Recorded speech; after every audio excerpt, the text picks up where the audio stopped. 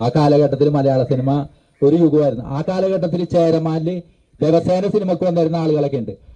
പോണ്ടങ്കൈ താത്ത, വെള്ളാമി താത്ത, വീരാനിക്ക, ഇവരൊക്കെ ഡെയിലി സിനിമക്ക് വരുന്ന ആളുകളാണ്. അവര് വന്ന് ഈ തറയിലിരിക്കുള്ളൂ. അപ്പൊ ഞാൻ ഇവരെ ബാക്കിൽ നിന്നൊക്കെ മണ്ണ് മാന്തും, ഇവരെ തള്ളിയിടലാണ് ആ കാലഘട്ടത്തിൽ. അപ്പൊ ഈ കയ്യത്താത്ത ഭയങ്കര വില്ലൻ കഥാപാത്രങ്ങളെ ചീത്ത പറയും.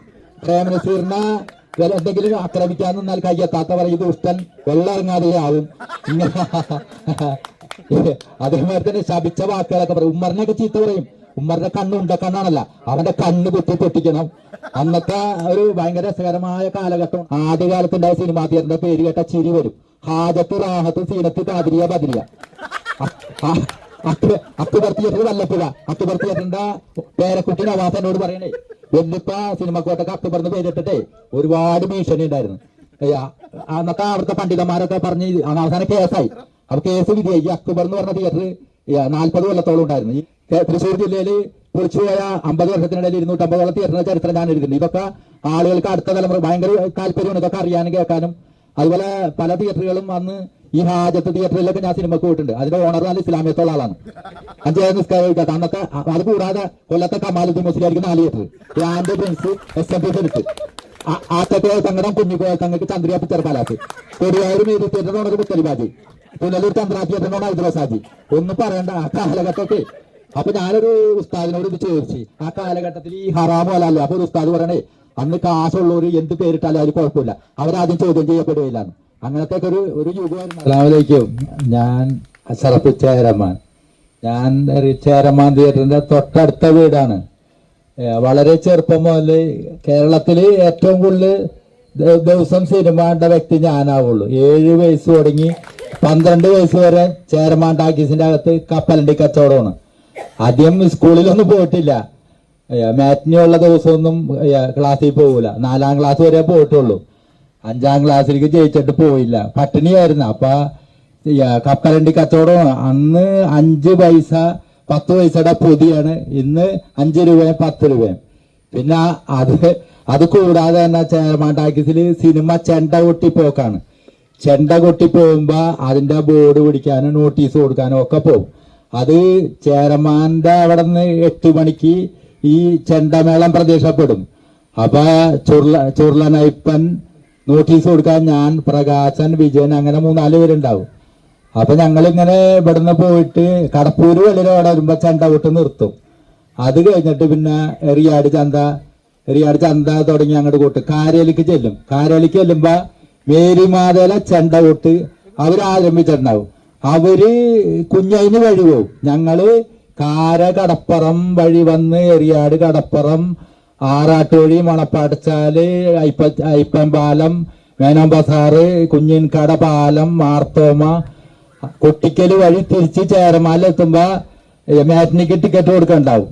അന്ന് തറ 30 പൈസയാണ് മണ്ണിലിരുന്ന് കാണണമെങ്കിൽ. ബെഞ്ച് 45 പൈസ, മരക്കസാര 65 പൈസ, ഫസ്റ്റ് ക്ലാസ് 75 പൈസ, റിസർവേഡ് 90 പൈസ. അന്ന് സാമ്പത്തികം ഉള്ളവരാണ് റിസർവേഡിൽ ഇരിക്കുള്ളൂ. 24 സീറ്റുള്ളൂ. ആ 24 സീറ്റ് എന്ന് പറയുന്നത് അന്ന് കരിക്കുളന്മാരാണ് ഈ ചെയർമാൻ ടാക്കീസ് നടത്തിയിരുന്നത്. അതിന്റെ ഓണർമാര് ഡോക്ടർ സഗീറും ഡോക്ടർ സിദ്ദീഖുമാണ്. അപ്പൊ അവരെ കുടുംബക്കാർ സിനിമക്ക് വന്നാൽ ഈ ടിക്കറ്റ് ആയിരിക്കും കൊടുക്കൂല, ഈ റിസർവേഡ്. അവരെ കുടുംബക്കാർ വരണമെന്ന് പറഞ്ഞാൽ പിന്നെ ആയിരിക്കും കൊടുക്കൂല. അങ്ങനെയാണ് അന്നത്തെയൊക്കെ സിനിമാ കാലം. വളരെ രസകരമായ ഒരു കാലമാണ്. അന്ന് സിനിമക്ക് എല്ലാ ദിവസവും ഹൗസ്ഫുള്ളാണ്. കാരണം 1 മണിക്ക് വന്ന് കൈയിട്ട് നിൽക്കും ടിക്കറ്റിന് വേണ്ടി. പക്ഷെ ലാസ്റ്റ് വരണവരാണ് അവനെ തെറിപ്പിച്ച് കളഞ്ഞ് ടിക്കറ്റ് കിട്ടണത്. അങ്ങനത്തെ ഒരു യുഗമാണ് ഇപ്പൊ. പ്രത്യേകിച്ച് പ്രേംനസീറിന്റെ പടങ്ങൾ എന്ന് പറഞ്ഞാൽ ആ കാലഘട്ടത്തിൽ പ്രേംനസീറിന്റെ പടമല്ലാത്ത വിതരണക്കാര് എടുക്കാൻ ആളുണ്ടായില്ല. പ്രേംനസീറിന്റെ പടം ഒരു വർഷം 35, 38, 40 പടത്തിൽ വരെ നായകനാണ്. പ്രേംനസീറിന്റെ കുടുംബമായിട്ട് ഞാൻ നല്ലൊരു ബന്ധമാണ്. ഒരു 7 വർഷത്തിന് മുമ്പ് പ്രേംനസീർ ഗ്രൂപ്പിന്റെ ഒരു പരിപാടിക്ക് ചിറയൻകീഴിൽ പോയിരുന്നു. പ്രേംനസീറിന്റെ വീട്ടിലൊക്കെ പോയിരുന്നു. അപ്പൊ പ്രേംനസീറിന്റെ കബറിങ്ങലും പോയി. അപ്പൊ പ്രേംനസീർ ആദ്യമായിട്ട് അഭിനയിച്ച സിനിമയുടെ കഥാസാരം എന്റെ കയ്യിലുണ്ട്. ആദ്യമായിട്ട് അഭിനയിച്ച മരുമകൾ സിനിമയുടെ കഥാസാരം. അപ്പൊ അവര് ഭയങ്കര ഇഷ്ടമായി. പ്രേംനസീറിന്റെ മകള് മരിച്ച ഷാനവാസ് ഇവരെല്ലാവരും എന്റെ ഇത് മേടിച്ച് കോപ്പി എടുത്തു. അപ്പൊ അവര് പറഞ്ഞ്, അഷറഫ ഇത് എവിടെ സൂക്ഷിച്ചു വെച്ചിരുന്നു? ഡാഡി ആദ്യമായിട്ട് അഭിനയിച്ച സിനിമയുടെ കഥാസാരം ഒരുപാട് സ്ഥലത്ത് അന്വേഷിച്ച് ഇതെങ്ങും കിട്ടില്ല. അപ്പൊ അവർക്ക് ഭയങ്കര സന്തോഷമായി. അവരെല്ലാവരും അത് കോപ്പി എടുക്കും. തന്നെയല്ല അവിടത്തെ സിനിമാ തിയേറ്ററിന്റെ ഓണർ, ഖദിജ തിയേറ്ററിന്റെ ഓണർ നാസർ, അയാള് ഓർമ്മയൊക്കെ പോയി, 90 വയസ്സായി. അപ്പൊ ഈ നാസർക്കാടെ ഫോട്ടോയും ഖദിജ തിയേറ്ററിന്റെ ചരിത്രം എന്റെ ഉണ്ട്. അപ്പൊ അവരെ മകള് സജന, അതും സിനിമാ തിയേറ്ററായിരുന്നു.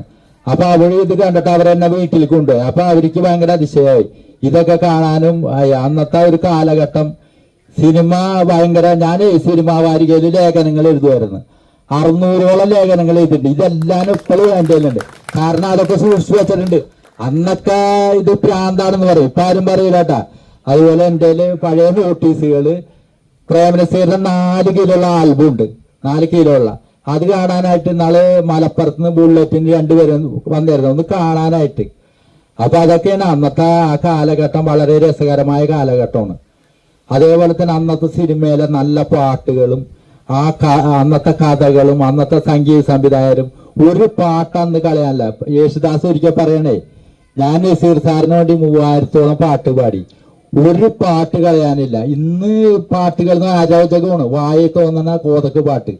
ഇന്ന് സിനിമ ഈ ന്യൂ ജനറേഷൻ എന്നും പറഞ്ഞേ മലയാള സിനിമയുടെ ഉള്ള റേഷൻ ഇല്ലാതേക്ക് വായ തോന്നണ പേര് വിട്ട് കഥാപാത്രങ്ങളൊക്കെ മദ്യത്തിനും മയക്കുമരുന്നിനും അടിമപ്പെട്ട് അങ്ങനത്തെ ഒരു കഥാപാത്രം ട്രെൻഡൊക്കെ മാറി. അന്നത്തെ നല്ല തിരക്കഥാകൃത്തുകളൊക്കെ ധാരാളം ഉണ്ടായിരുന്നു. ശാരംഗപാണി, ആലപ്പി ഷെരീഫ്, അതേപോലുള്ള ഒരുപാട് നല്ല തിരക്കഥാകൃത്തുകളൊക്കെ ഉണ്ടായിരുന്നു.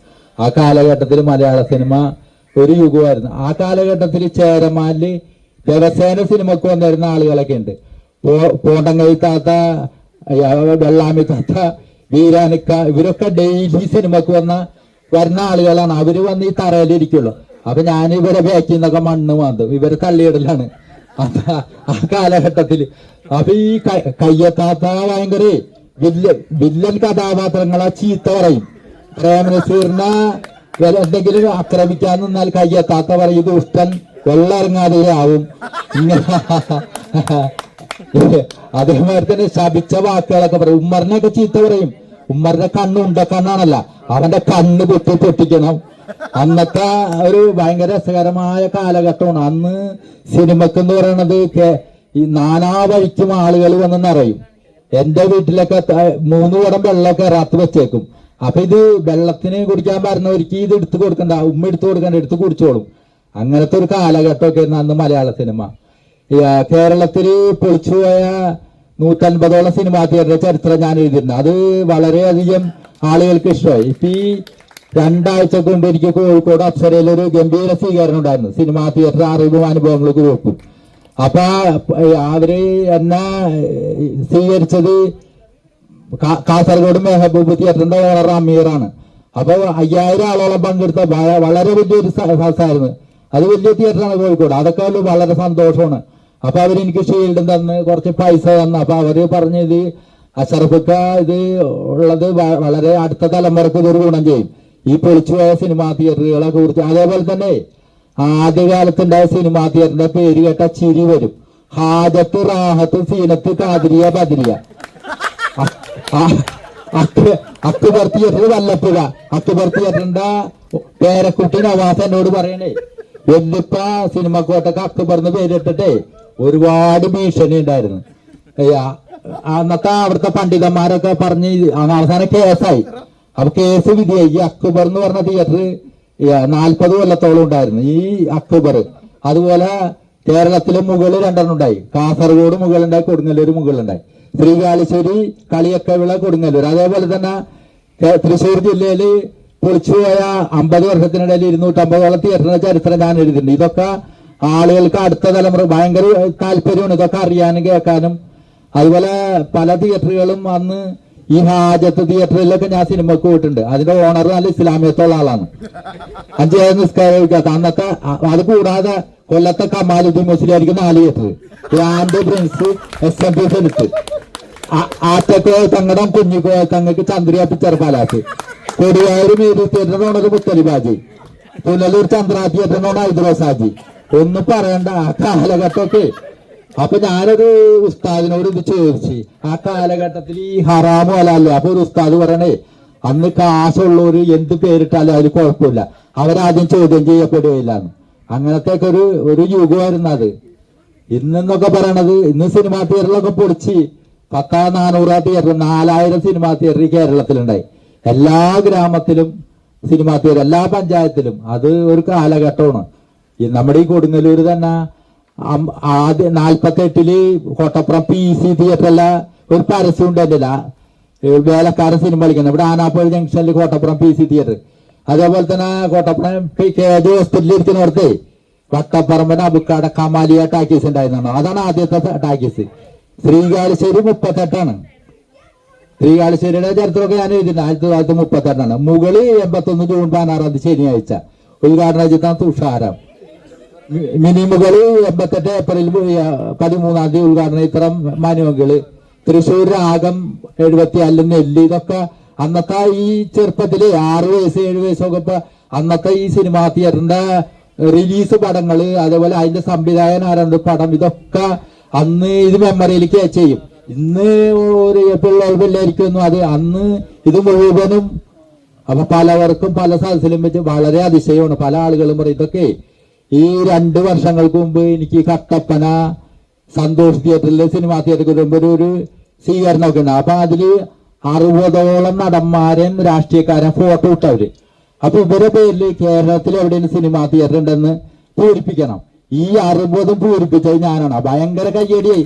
അവരെനിക്ക് പൈസ ഒക്കെ തന്നു. അവര് പറഞ്ഞേ, ഇത് എന്നോട് പറഞ്ഞ അഷറഫെ ആ പാദങ്ങളിൽ വീണ് നമസ്കരിക്കുന്നു. ഒരാൾക്കും വല്ല. റോഷി അഗസ്റ്റിൻ, ഡീൻ കുര്യാക്കോസ് ഒക്കെ വേദിയിലുണ്ടായിരുന്നു അന്ന് അവിടെ കട്ടപ്പനയിൽ. അപ്പൊ അതില് സീരിയൽ താരം, സിനിമാ താരങ്ങള്, മന്ത്രിമാരുടെ പേരിലൊക്കെ ഉണ്ടായി. Saji Cheriyan, Saji theatre Murukkumpuzha, Shibu Baby John, Shibu Palankonam, Nazir talkies Kuttivattam, Basi talkies Kayanallur, Ummer talkies Vadavalkonam, Bahadur talkies Chittatt, Jose Prakash talkies Marakkadi, Seema talkies Eramangalam, അങ്ങനെ എല്ലാ പേര് മന്ത്രിമാരൊക്കെ പേരില്ല. അപ്പൊ അത് ഭയങ്കര സന്തോഷമായി. അപ്പൊ അവര് പറഞ്ഞു ഇതൊന്നും കേരളത്തിൽ ആർക്കും പറ്റില്ല. അപ്പൊ അതങ്ങനെ ആ കാലഘട്ടത്തില് പട്ടിണിയും ദാരിദ്ര്യമാണ്. അപ്പൊ ലൈബ്രറിയിലൊക്കെ ആ കാലഘട്ടത്തിൽ പത്രം വായിക്കാനൊക്കെ ചെല്ലുമ്പോഴേ ഈ അന്നത്തെ ഞങ്ങൾ അവിടുത്തെ സമ്പന്നന്മാരൊന്നും എന്നെയൊക്കെ ഓടിക്കും. നീയൊന്നും പേപ്പർ വായിക്കാനായിട്ട് ചില സമ്പന്നന്മാരെ എല്ലാ പത്രം എടുത്ത് ഇരിക്കണേന്റെ ഓരോടെ അടിയിൽ വെക്കും. എന്നിട്ട് അവര് ഓരോ പത്രങ്ങൾ വായിച്ചിട്ട് ഈ എടുത്ത് അവരെ ഈ സൗകര്യത്തിനാണ്. പിന്നെ ആ കാലഘട്ടമൊക്കെ അങ്ങനെയാണ്. സാധാരണക്കാർക്കൊന്നും അന്ന് പേപ്പർ വായിക്കാനും ഇതൊന്നുമില്ല. അപ്പൊ എന്നോടൊക്കെ അസൂയായിരുന്നു. അന്ന് ഞാൻ ഈ സിനിമ തിയേറ്ററിന്റെ അകത്ത് തന്നെയാണ്. അന്ന് കുട്ടികളെ ആരും സിനിമക്ക് പറഞ്ഞയക്കൂല. അപ്പൊ പിള്ളേർക്കൊക്കെ എന്നോട് അസൂയ. ഡെയിലി സിനിമ കാണുന്ന ആളാണല്ല. അപ്പൊ ടീച്ചർമാർക്കും അസൂയായിരുന്നു. അപ്പൊ അത് നല്ലൊരു രസകരമായ കാലഘട്ടമാണ്.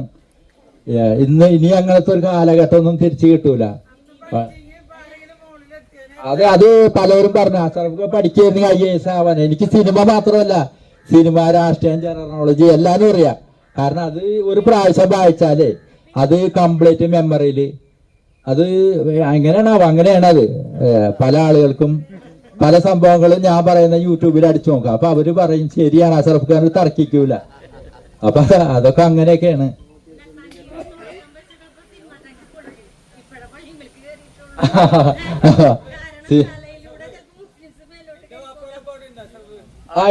ഉണ്ട്. അന്ന് പുള്ളിയുടെ പാപ്പ ചേരമാല ടിക്കറ്റ് കയറിയായിരുന്നു മോമുക്ക.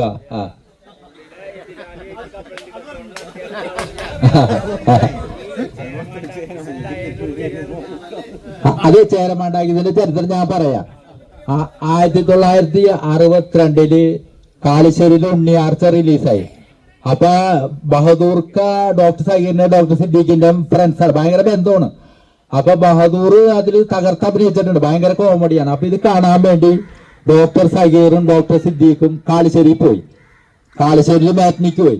മാറ്റ്നിക്ക് ഭയങ്കര തിരക്കായിരുന്നു. അപ്പൊ പുള്ളിയുടെ സുഹൃത്ത് രാഘവമേനോനോട് പറഞ്ഞേ, അന്നത്തെ ഓണർ രാഘവമേനോനാണ്, ഞങ്ങൾക്ക് ഒരു 5 പേരുണ്ട്, 5 പേരെ ഇറക്കിയിട്ട് ഞങ്ങൾക്ക് പടം കാണണം, അവരിറക്കിയിട്ട് ഞങ്ങളെ കയറ്റണമെന്ന്.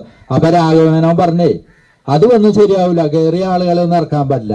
അങ്ങനെ അവര് ദേഷ്യപ്പെട്ട് അവിടെ നിന്ന് പോന്നു. ആ വാശിക്ക് പിറ്റേ ദിവസം അവരെ സ്ഥലമാണ് ചേരമാൻ, ആ പറമ്പിൽ ഒന്ന് കുറ്റിയടിച്ച് ചേരമാൻ പെട്ടെന്ന് തന്നെ ആ ചേരമാൻ തിയേറ്ററിന്റെ പണി തുടങ്ങി. അങ്ങനെ അത് ഉദ്ഘാടനം ചെയ്ത് എനിക്ക് ജനിച്ചിട്ടില്ല, ഞാൻ അത് വായിച്ചിട്ടുള്ള 62 ഒക്ടോബർ 3-ാം തീയതി അന്നത്തെ ആദ്യത്തെ ചിത്രം വസന്ത് പറഞ്ഞ ഒരു ഹിന്ദി പടമാണ്. രണ്ടാമത്തെ പടം തിരുട. അവസാനത്തെ പടം 2006 സെപ്റ്റംബർ 8 ജൂലി എന്ന് പറഞ്ഞ ഇംഗ്ലീഷ് പടമായിരുന്നു. അതോടുകൂടി തിരശ്ശീല വീണ. അപ്പൊ ആദ്യത്തെ ദിവസം തുടങ്ങി അവസാനം വരെ അതിൽ ജോലി ചെയ്യുന്ന ഒരാളുണ്ടായിരുന്നു, കാക്കു സിദ്ദീഖിന്റെ വാപ്പ അബ്ദുള്ള കുഞ്ഞിക്ക. അന്ന് തുടക്കം മുതൽ അവസാനം വരെ. അപ്പൊ എന്റെ ഓർമ്മയിലൊക്കെ അബ്ദുള്ള സാഹിബാണ് അവിടുത്തെ മാനേജർ. KCB കുഞ്ഞാക്കൽ അബ്ദുള്ള സാഹിബാണ് അവിടുത്തെ മാനേജർ. അപ്പൊ അന്ന് വല്ലാത്തൊരു കാലഘട്ടമാണ്. അപ്പൊ ഈ ടിക്കറ്റിന് മണിയറ എന്ന് പറയുന്ന ഒരു സിനിമ അവിടെ വന്ന് 84. അപ്പോഴത്തെ മാനേജറൊക്കെ മൊയ്തുവിടത്തിന്റെ മരുമാൻ ഉമ്മർക്കൊക്കെയാണ്. അപ്പൊ മണിയറ പടം 2 ആഴ്ച കളിക്കാനാണ് കൊണ്ടുവന്നത്. അവസാനം 2 ആഴ്ചയും കഴിഞ്ഞ് 3 ആഴ്ചയും കഴിഞ്ഞ് 4 ആഴ്ച കഴിഞ്ഞ് അവസാനം 52 ദിവസമാണ് ആ പടം ഓടിയത്. അതും ഡെയിലി ഹൗസ്ഫുള്ള്. അപ്പൊ ആ പടം മലബാറിലൊക്കെ ഭയങ്കര ആയിട്ട് ഓടിയ പടമാണ്. മുസ്ലിംസ് ഏരിയയിലെ. അപ്പൊ നമ്മുടെ അവിടെ പ്രത്യേകിച്ച് ഈ അജ്മീർ പള്ളി ഉള്ള കാരണം എല്ലാ താത്താമാരും 2-3 പ്രാവശ്യം അതിലെ പാട്ടുകളും അല്ല അത് കാണാൻ വേണ്ടി അങ്ങനത്തെ ഒരു കാലഘട്ടമൊക്കെ ഉണ്ടായിരുന്നു ചേരമാനില്. അത് മൈതാനന്തം വന്ന് ജനങ്ങൾ നിറയെ ഒരു ഉത്സവത്തിന്റെ കാലഘട്ടമായിരുന്നു ആ കാലഘട്ടമൊക്കെ. ഇന്നൊക്കെ അങ്ങോട്ട് നോക്കുമ്പോൾ ഭയങ്കര സങ്കടമാണ്. അപ്പൊ ഞാൻ ഈ ചേരമാല നോട്ടീസും ടിക്കറ്റുകളൊക്കെ എപ്പോഴും ഞാൻ പലതും സൂക്ഷിച്ചു വെച്ചിട്ടുണ്ട്. കാരണം എന്താ, അടുത്ത തലമുറ ഇതില്ല എന്ന് പറഞ്ഞാളേ, കാരണം ഒന്നും വിശ്വസിക്കൂല. അപ്പൊ ഞാൻ എന്റെ പെങ്ങടെ മോൻ ആ ദുബായിലുണ്ട്, അവനോട് ഞാൻ പറഞ്ഞിട്ട് കുഞ്ഞാമ്മയുടെ കാലശേഷം ഇതൊക്കെ ലാമിനേറ്റ് ചെയ്ത് സൂക്ഷിക്കണമെന്ന് ആ പറഞ്ഞിട്ടുണ്ട്. അല്ലെങ്കിൽ പിന്നെ അതൊരു ഇതില്ല, നമ്മള് പോകും. പിന്നെ 59. അപ്പൊ അതൊക്കെ അങ്ങനെയാണ്. 60 പൈസ. 60 അത് 70 കാലഘട്ടമാവുള്ളൂ. 70 കാലഘട്ടമാവുള്ളൂ. ശരി, എല്ലാവർക്കും നന്മകൾ നേരുന്നു. ശരി കേട്ടാ, ഓക്കെ.